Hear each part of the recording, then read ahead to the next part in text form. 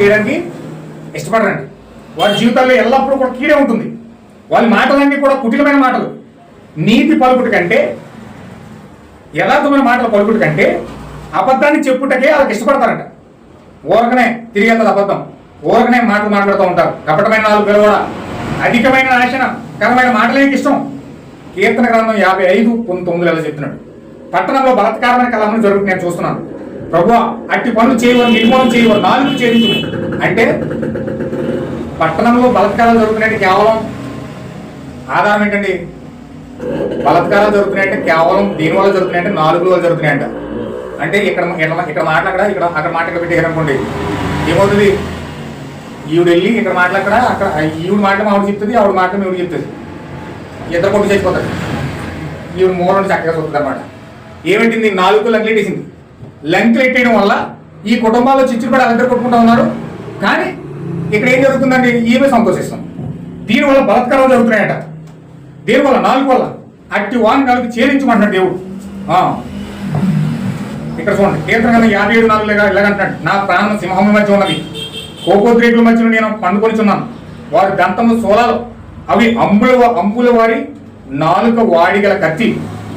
చాలా మంది మాట్లాడుకుంటే కత్తి అంటారు, కత్తి లాంటి మాటలు మాట్లాడమంటారు కదా. కత్తిలా తిరిగిపోతాయట.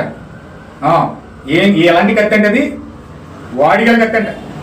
ఒకడు కత్తికి పొదిని పెట్టినట్లు తమ నాలుగులకు పొదిని పెడతారట.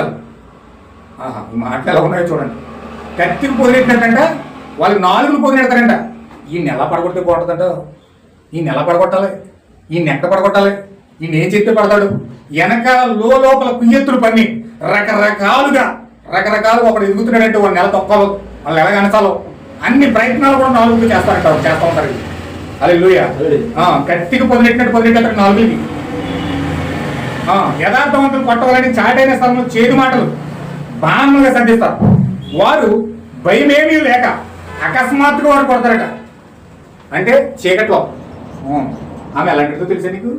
ఎలాంటిది ఏమేం చేస్తుందో తెలుసా నీకు? ఇలాగని మొత్తం అక్కడికి వెళ్ళి నంగిలి పెట్టేస్తూ ఉంటారు.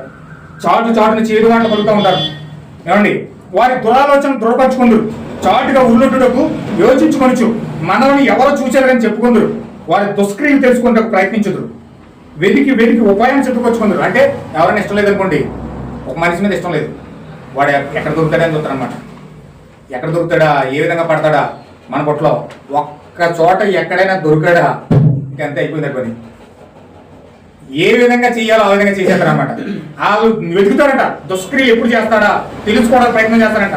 ఆలయాలను అడుగుతారు, అందరిని అడుగుతారు, పలానోడేటి